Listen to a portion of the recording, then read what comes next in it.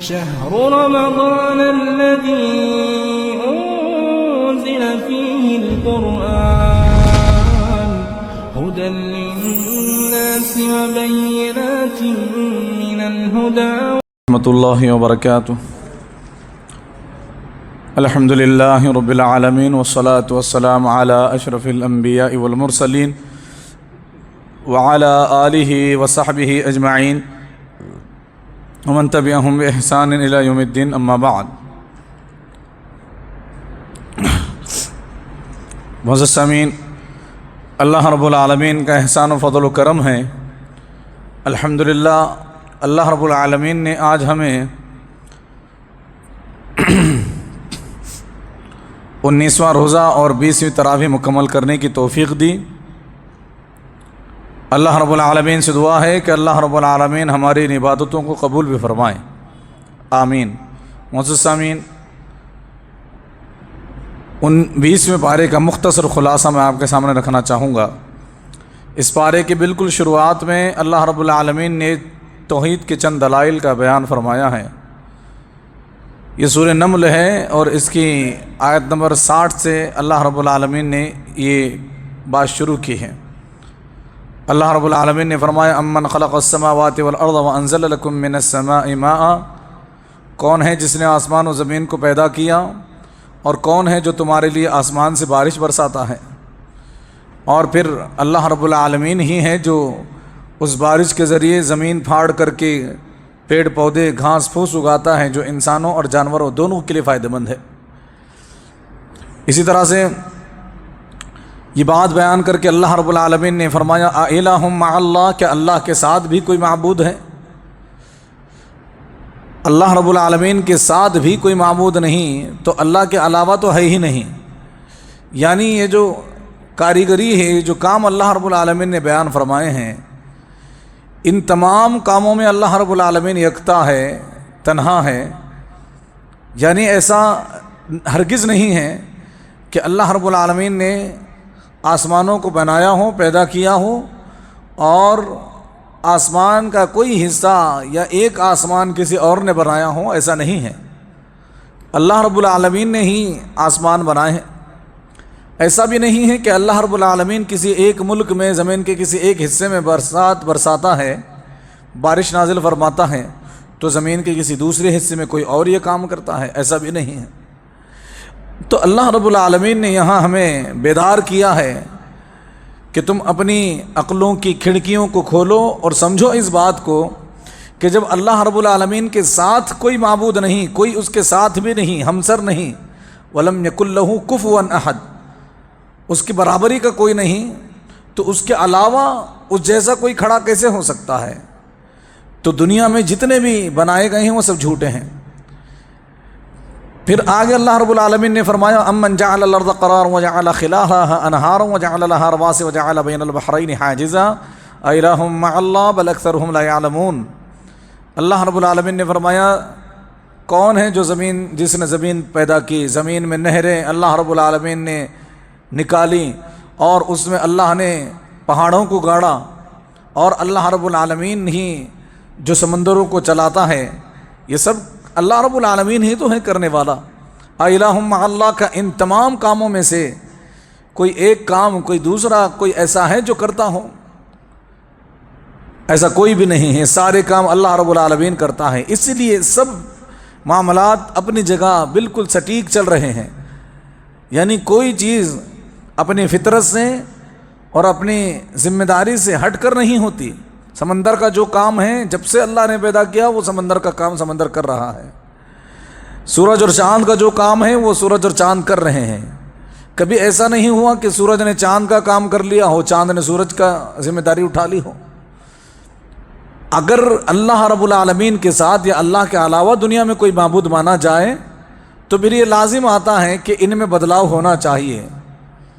یہ اجرام فلکی، یہ قدرت کے جو روزانہ کے مظاہر ہیں، ان میں کچھ نہ کچھ فرق تو آنا چاہیے. کیونکہ جب معبود دو ہیں، جب رب دو ہوں، تو پھر ان دونوں کے انداز بھی دو ہوتے ہیں، ان کی خواہشیں دو ہوتی ہیں، ان کا حکم الگ الگ ہو سکتا ہے. لیکن پوری دنیا اس بات کی گواہ ہے کہ جب سے کائنات بنی ہے اور جب تک باقی رہے گی، جہاں جو بتایا گیا ہے اسلام میں وہ ویسے ہی ہو رہا ہے اور کبھی نہیں بدلے گا۔ البتہ سورج کا کام ہے کہ وہ مشرق سے نکلے اور مغرب میں ڈوب جائے، لیکن اللہ رب العالمین قیامت کے دن سورج کو مغرب سے نکلنے کا حکم دے گا، اور یہ بات قرآن حدیث میں موجود ہے۔ پھر یہ بات کہیں اور جگہ پر ہمیں نہیں ملتی، نہ سائنس میں نہ کسی اور دھرم اور مذہب میں۔ تو اسلام اللہ کا دین ہے، اور اللہ رب العالمین ہی اکیلا تنہا اس پوری کائنات کا معبود اور اس پوری کائنات کا خالق و مالک اور مدبر ہے۔ اس بات کو سمجھنا ضروری ہے۔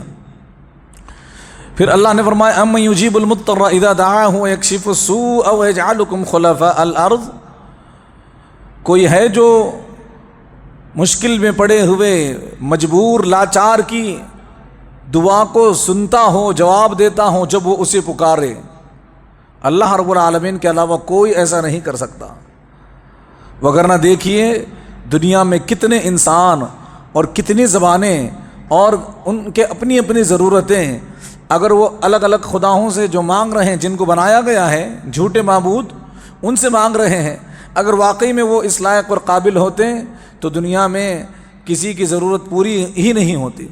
اللہ رب العالمین ہی پوری دنیا کا خالق و مالک ہے، لہٰذا ساری دنیا مل کر کے اللہ رب العالمین سے مانگتی ہے اور اللہ رب العالمین عطا کرتا ہے۔ یہ جو اللہ رب العالمین نے نظام رکھا ہے کائنات کا، اس میں اگر ہم غور کریں گے تو ہمیں سمجھ میں آ جائے گا کہ اللہ کے علاوہ کوئی معبود ہو ہی نہیں سکتا، اور اللہ رب العالمین کے ساتھ بھی نہیں، اللہ کے علاوہ بھی نہیں۔ اس سلسلے میں حدیث ہے، اور اس سے پہلے میں آپ کے سامنے یہ بات رکھنا چاہوں گا۔ اللہ رب العالمین نے فرمایا یکشف السوء، کہ جب مصیبت زدہ آدمی اس کو پکارے تو اللہ اس کی تکلیف کو دور کر دے۔ ایسا کون ہے اللہ کے علاوہ؟ وَيَجْعَلُكُمْ خُلَفَاءَ الْأَرْضِ، اور جس نے تمہیں زمین میں خلیفہ بنایا، زمین میں تمہیں اللہ رب العالمین نے زمین کا ایک حصہ عطا کیا جس میں تم بستے ہو۔ أَإِلَٰهٌ مَّعَ اللَّهِ، کیا اللہ کے ساتھ بھی کوئی معبود ہے؟ قَلِيلًا مَّا تَذَكَّرُونَ، تم تھوڑا نصیحت حاصل کرتے ہو۔ یہاں اللہ رب العالمین نے جگہ جگہ پر یہ بات بیان فرمائی ہے، أَإِلَٰهٌ مَّعَ اللَّهِ، أَإِلَٰهٌ مَّعَ اللَّهِ، کیا اللہ کے ساتھ کوئی معبود ہے؟ کیا کوئی الہ ہے؟ یہاں اللہ نے یہ بات بیان فرمائی۔ آپ نے دیکھا ہوگا سوشل میڈیا پر ایک آدمی ہے جو سیاستدان ہے یا کوئی پنڈت ہے، جو باقاعدہ انٹرویو میں یہ کہتا ہے کہ اللہ کے سوا کوئی معبود نہیں۔ مسلمان یہ کہتے ہیں کہ اللہ کے سوا کوئی معبود نہیں، اور وہ شخص یہ کہتا ہے اللہ کے سوا، یہ تو تمہارے اسلام کی تھیوری کے خلاف ہے، اللہ کے سوا۔ یعنی لوگ آج کل جو ہیں تھوڑا سا سامنے کیمرہ مل جائے تو یہ سمجھنے لگتے ہیں کہ میں جو بھی بولوں گا وہ ایک ڈائلاگ بن جائے گا، اور میں جو بھی بولوں گا وہ ایک کہانی، ایک قصہ بن جائے گا اور میری واہوائی ہوگی۔ یعنی ایک بیوقوف آدمی ایک جواب کو ہی سوال بنا دیتا ہے۔ ہمارا تو یہی کہنا ہے کہ اللہ رب العالمین کے علاوہ کوئی معبود نہیں، لا الہ الا اللہ کا ترجمہ یہی ہے، اور اس کو ذرا سمجھنا ہے ٹھنڈے دماغ سے، اگر دماغ ہے، عقل ہے، اور وہ یہ ہے کہ اللہ رب العالمین کے علاوہ دنیا میں لوگوں نے کئی بنائے ہیں۔ اللہ کہنا چاہتا ہے، اسلام کہنا چاہتا ہے کہ وہ جھوٹ ہے۔ یعنی ابھی بات شروع بھی نہیں ہوئی، اگر مسلمان یہ کلمہ پڑھتے ہیں کہ اللہ کے سوا کوئی معبود نہیں ہے، اور اوپر سے پھر ایک آدمی بیوقوفی والا سوال، یعنی جواب کو ہی سوال بنا دیا اور کہتا ہے اللہ کے سوا، اللہ کے سوا، یعنی یہی بات غلط ہے، یہ تو اسلام کے عقیدے کے خلاف ہے۔ ارے بھائی، پوری بات تو یہ ہے، اور ہم بھی یہی بتانا چاہتے ہیں کہ یہ اسلام کے عقیدے کے خلاف ہے، لیکن لوگوں نے ایسا بنایا ہے۔ کسی نے آدھا جانور آدھا انسان، اس کو معبود سمجھ لیا۔ کسی نے ولیوں بزرگوں کی مورتیاں بنائی، ان کو معبود سمجھ لیا۔ کسی نے عیسیٰ کو اللہ کا بیٹا کہہ دیا، کسی نے کچھ، کسی نے سونے کا بنایا، کسی نے لکڑی کا بنایا، اور کوئی اپنے ہی جیسے انسانوں کو قبر میں ڈال کر کے معبود سمجھنے لگے ہیں۔ تو یہ کہنا ہے اسلام کا کہ یہ جو لوگوں نے بنائے ہیں یہ سب غلط ہے۔ ہم یہ اقرار نہیں کر رہے کہ اللہ کے سوا، یہاں تو بات شروع ہوئی ہے، ختم یہاں ہوگی الا اللہ، اللہ معبود ہے اور اللہ کے علاوہ سب جھوٹ ہے۔ اور پھر اس نے ایک تصوف، صوفیوں کا عقیدہ اس کے سامنے آگے بیان کیا کہ یہ تو اسلام کے خلاف ہے کہ اللہ کے سوا بھی کوئی ہے، اللہ کے سوا بھی کوئی ہے۔ میں تو یہ مانتا ہوں کہ اللہ ہی اللہ ہے ہر جگہ، یہ عقیدہ ہی غلط ہے۔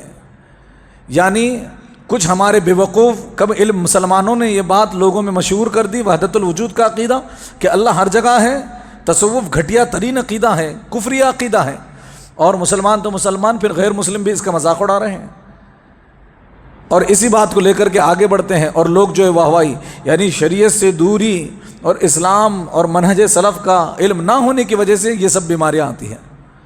تو یاد رکھے اللہ رب العالمین ہی معبود برحق ہے، اور اس کے علاوہ جو لوگوں نے بنا ہے وہ جھوٹ ہے۔ اللہ یہ نہیں کہنا چاہتا، اسلام یہ نہیں کہنا چاہتا کہ اللہ کے علاوہ کوئی ہے اور وہ جھوٹا ہے، ایسا نہیں ہے۔ اس کا مطلب یہ ہے کہ اللہ رب العالمین ہی تھا، اللہ ہی ہے اور اللہ ہی رہے گا، باقی جو انسانوں نے غلطیاں کی ہیں وہ جھوٹ ہے۔ اللہ نے اس کے بارے میں وضاحت کر دی ہے قرآن میں کہ ان لوگوں نے اللہ پر وہ چیز بولی ہے جو اللہ رب العالمین نے بیان نہیں کی۔ ام یقولون علی اللہ افترى علی اللہ کذبا، اللہ رب العالمین پر لوگوں نے جھوٹ بولا، اللہ رب العالمین نے یہ بات نہیں کی، اللہ تو اکیلا ہی معبود ہے۔ تو یہ بات سمجھنے کی ہے۔ اس سلسلے میں ایک حدیث آئی ہے امام احمد بن حنبل رحمۃ اللہ علیہ سے، انہوں نے اس کو اپنی مسند میں بیان کیا ہے، یعنی مسند احمد حدیث کی بہت بڑی کتاب ہے۔ فرماتے ہیں کہ بل حجیم کے ایک شخص سے انہوں نے روایت نقل کی ہے، انہوں نے کہا کہ میں نے عرض کی اے اللہ کے رسول صلی اللہ علیہ وسلم، آپ کس طرح کی دعوت دیتے ہیں، کس کی طرف بلاتے ہیں؟ ایک شخص نے نبی صلی اللہ علیہ وسلم سے پوچھا کہ آپ کس کی طرف دعوت دیتے ہیں، کس کی طرف بلاتے ہیں؟ اب نبی کریم صلی اللہ علیہ وسلم کا جواب سنیے۔ اللہ کے نبی صلی اللہ علیہ وسلم نے فرمایا ادعو الی اللہ وحدہ، میں اس اللہ وحدہ کی طرف دعوت دیتا ہوں کہ آپ کو اگر کوئی تکلیف پہنچے اور آپ اس سے دعا کریں تو وہ آپ کی تکلیف کو دور فرما دے، اس اللہ کی طرف میں بلاتا ہوں۔ کتنا زبردست اللہ، کتنا طاقتور اللہ، کہاں انسان کی کیا حیثیت ہے اللہ کی نظر میں، لیکن اللہ رب العالمین یہاں ایک اس کی نظر میں کوئی وقعت ہی نہیں انسان کی، بلکہ دنیا کی کوئی حیثیت نہیں ہے۔ اللہ کے نبی صلی اللہ علیہ وسلم فرماتے ہیں کہ دنیا کی حیثیت اللہ کی نظر میں مکھی کے پر کے برابر بھی نہیں، مچھر کے پر کے برابر بھی نہیں۔ انسانوں کی بھی یہی حیثیت ہے سوائے ان مسلمانوں کے، مومنوں کے، جو اللہ کو راضی کرنا چاہتے ہیں۔ اللہ کے نبی صلی اللہ علیہ وسلم فرماتے ہیں یہاں انسان نے اللہ کو پکارا، دعا کی، اللہ وہ ہیں، میں اس کی طرف بلا رہا ہوں جو اس کی پکار کا جواب دیتا ہو۔ دنیا میں ایسا کون ہے؟ دیکھیے لوگوں نے اب ہندوستان میں کچھ لوگوں نے کچھ معبود بنائے ہیں، 33 کروڑ معبود ہیں یہاں، اور دوسرے ملک میں چلے جائیں گے تو وہاں کچھ اور معبود ہیں، وہاں ایسے معبود ہیں جو یہاں کے لوگ کو ان کا نام تک بول نہیں سکتے، اور یہاں ایسے جھوٹے معبود ہیں، معبودان باطلہ، ان کے نام وہ ملک والے بول نہیں سکتے، لیکن اللہ رب العالمین یہ تو آفاقی ہے، پوری دنیا میں اس کا نام بولا جاتا ہے، پوری دنیا میں اس کو معبود مانا جاتا ہے، پوری دنیا میں اس کی پرستش اور عبادت ہوتی ہے۔ یہی تو اللہ کی حقیقت ہے۔ اللہ رب العالمین کے معبود ہونے کی یہی سچائی ہے کہ پوری کائنات، پوری دنیا میں کوئی ایسا کون نہیں، بلکہ انسان تو انسان، ہر مخلوق اللہ کی تسبیح بیان کرتے ہیں۔ ابھی حافظ صاحب نے نماز میں ایک آیت پڑھی وَإِن مِّن شَيْءٍ يُسَبِّحُ إِلَّا بِحَمْدِهِ وَلَكِن لَّا تَفْقَهُونَ تَسْبِحَهُمْ، کہ ساری کی ساری دنیا کائنات اللہ کی تسبیح بیان کرتی ہے، ہر چیز، فرق اتنا ہے کہ تمہیں ان کی تسبیح سمجھ میں نہیں آتے۔ یہ اللہ رب العالمین کی شان ہے۔ تو اللہ کے نبی صلی اللہ علیہ وسلم فرماتے ہیں کہ میں اس کی طرف بلاتا ہوں کہ جب تم پریشانی میں گھرے ہو اور اس کو پکار کر کے دیکھو، وہ تمہاری پریشانی کا جواب دے دے گا، دور کر دے گا۔ اب ایسا کون ہے دنیا میں؟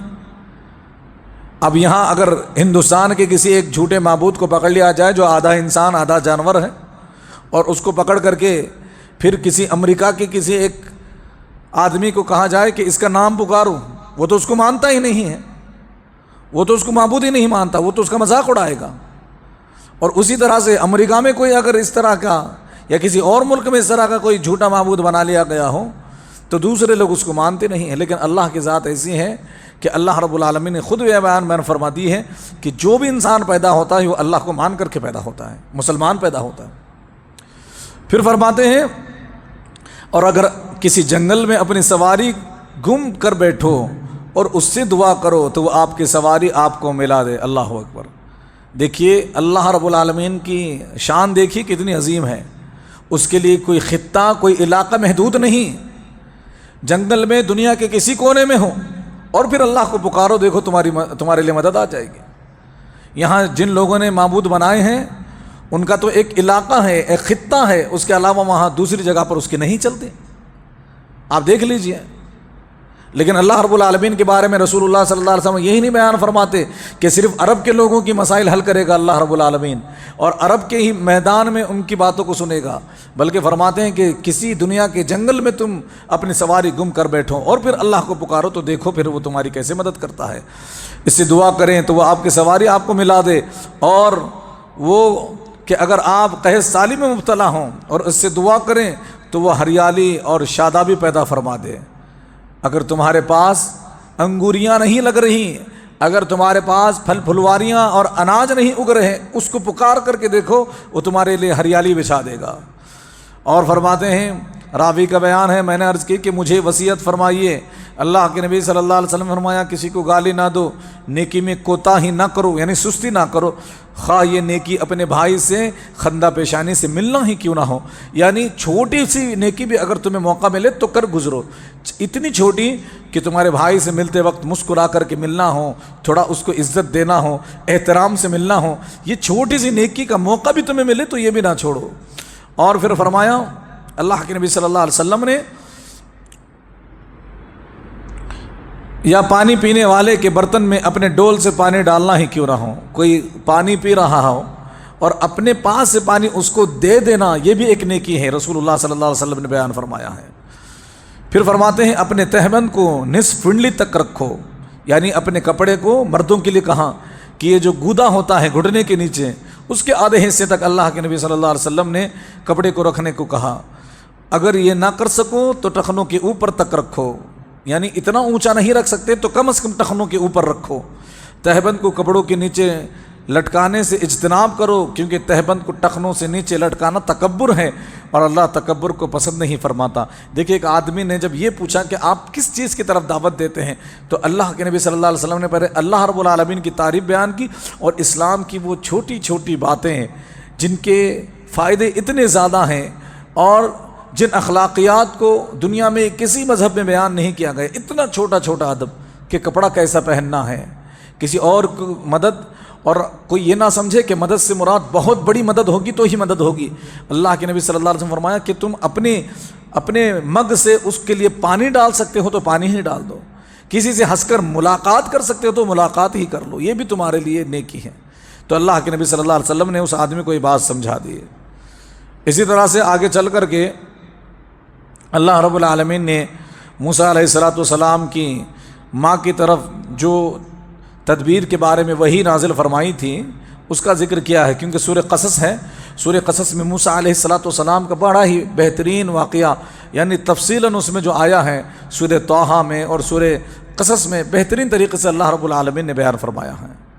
آپ کو معلوم ہونا چاہیے کہ بہت مشہور ہے یہ بات، فرعون کو جب یہ بات بتائی گئی، کاہنوں نے کہا کہ تمہیں مارنے کے لیے ایک بچہ پیدا ہونے والا ہے، وہ تمہاری سلطنت ختم کر دے گا، تو فرعون نے بچوں کو مارنا شروع کر دیا۔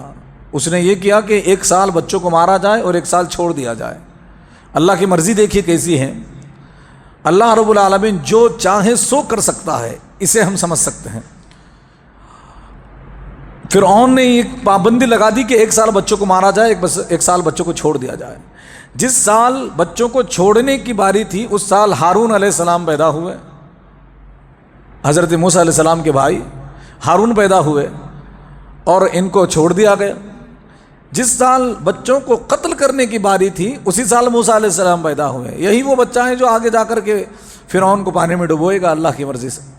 لیکن دیکھیے اللہ رب العالمین جب کچھ کرنا چاہے تو کیسے کر سکتا ہے، انسان سوچ بھی نہیں سکتا۔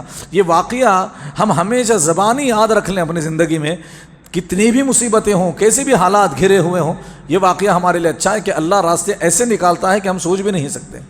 موسیٰ علیہ السلام کو اس سال پیدا کیا اللہ نے جس سال قتل کرنے کی باری ہے، اور سب سے اہم بات یہ ہے کہ وہاں پر اللہ رب العالمین نے موسیٰ علیہ السلام کی حفاظت کیسے کی۔ فرعون نے قبطی عورتوں کو یہ ذمہ داری دے دی تھی کہ تم جاؤ گھر گھر جا کر کے لوگوں کے جو ہیں خواتین کے نام لکھو جن کے پیٹ میں بچے ہیں۔ تو انہوں نے سب کی رپورٹ بنائی، جو عورتیں حاملہ ہیں سب کی رپورٹ بنائی، لیکن دیکھنے والی بات یہ ہے اللہ رب العالمین کی مرضی دیکھیے موسیٰ علیہ السلام کی ماں بھی حاملہ تھیں، وہ عورتیں دائیاں اس زمانے میں جو ان کا طب تھا، جو ان کی ڈاکٹری تھی، اس کے حساب سے وہ چیک کرتی تھیں۔ جب موسیٰ علیہ السلام کی ماں کو چیک کرنے جاتی ہیں تو ان کو کوئی نظر نہیں آتا، جنین نظر نہیں آتا، حمل نظر نہیں آتا۔ اب اندازہ لگائیں، ایک تو وہ سال پیدا ہو رہے ہیں جس میں مارنے کا حکم ہے، اور پھر وہ چیک کرنے کے لیے آئی ہیں، تب بھی وہاں بتا نہیں رہا کہ ان کے پاس جو ہے بچہ ہے ان کے پیٹ میں، اور پھر وہ واپس چلی جاتی ہیں۔ موسیٰ علیہ السلام کی ماں جو ہے موسیٰ علیہ السلام کو جنم دیتی ہیں، اور اس کے بعد چونکہ وہ سال قتل کا تھا تو موسیٰ علیہ السلام کی ماں بڑی ڈری رہتی ہیں، اور ان کو ایک تابوت میں ڈال کر کے ایک رسی باندھ کر کے ایک رسی کا کنارہ خود پکڑ کر کے اس کو دریا نیل میں چھوڑ دیتی ہیں، اور اگر کسی آدمی کا ڈر ہو تو اس تابوت کو چھوڑ دیتی ہیں اور رسی پکڑ کر کے بیٹھ جاتی ہیں، کوئی نیا آدمی آ جائے۔ ایک مرتبہ ایک آدمی آیا اور ان کو ڈر ہوا کہ یہ نیا آدمی ہے، تو انہوں نے رسی پکڑ لی، لیکن اس وقت رسی جو ہے تابوت کو باندھی ہوئی نہیں تھی، یعنی اس صندوقچے کو، اس باکس کو باندھا ہوا نہیں تھا، صرف ہاتھ میں رسی تھی۔ اس طرح سے وہ بچہ جو ہے یعنی موسیٰ کلیم اللہ علیہ السلام اس صندوق میں بہہ کر کے چلے گئے اور فرعون کے گھر پہنچ گئے۔ باقی ساری باتیں آپ تفصیلاً جانتے ہیں کہ کس طرح سے وہاں واقعہ ہوا۔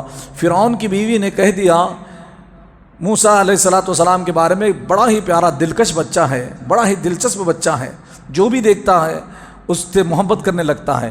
فرعون سے کہا، فرعون میری اور تمہاری آنکھوں کی ٹھنڈک بنے گا یہ؟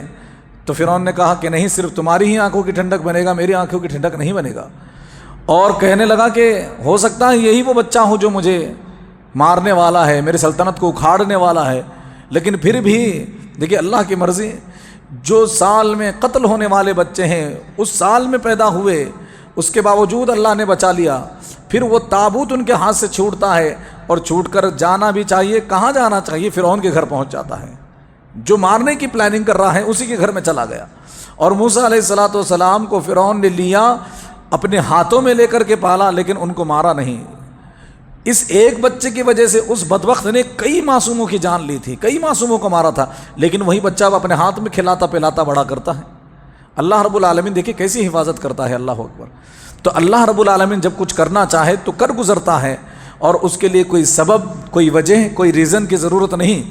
ہم یہی سوچتے رہیں کہ ہمیں کچھ مانگنا ہو، کوئی مسئلہ ہمارا ہو، اللہ کے سامنے صرف ہمیں رکھنا ہے، ہمیں یہ نہیں سوچنا کہ یہ ممکن ہوگا یا نہیں ہوگا، یہ کیسے ہوگا، میں نے تو کوئی اس کے لیے تیاری نہیں کی، کوئی مجھے راستہ نظر نہیں آ رہا، دور دور تک کوئی بات نظر نہیں آ رہی، یہ ہمارا کام نہیں ہے۔